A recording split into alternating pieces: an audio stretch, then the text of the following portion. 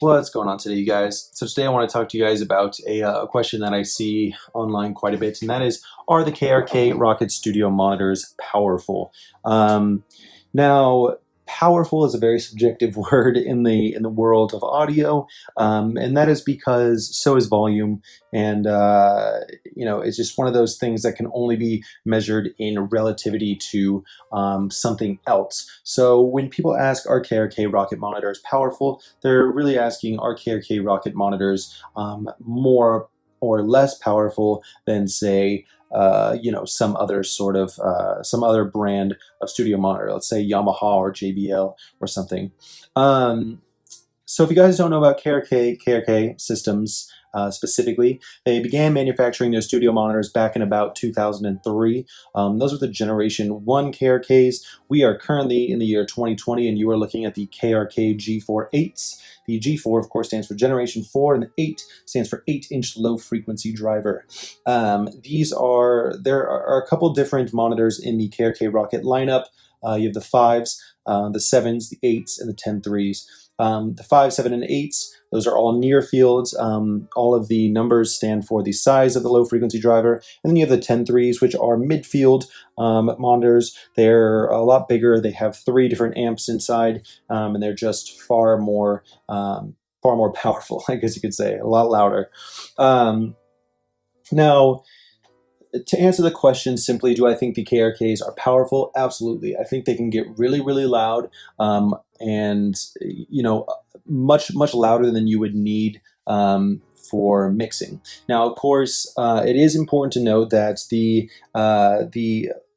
higher up you go in terms of the driver size, the more power you're going to get from these monitors. So, if you're trying to use the KRK Rokit 5s, for example, to fill an entire dance floor, you're probably going to have a more difficult time than if you are doing it with the 8s. The 8s are, again, far more powerful. The dynamic range is bigger.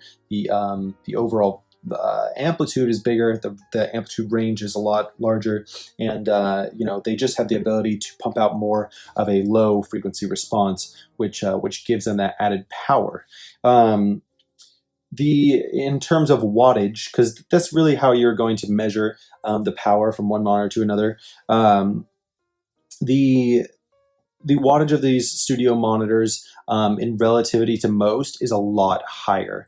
And I think the reason that KRK was able to do this is because they've added this limiting technology inside here.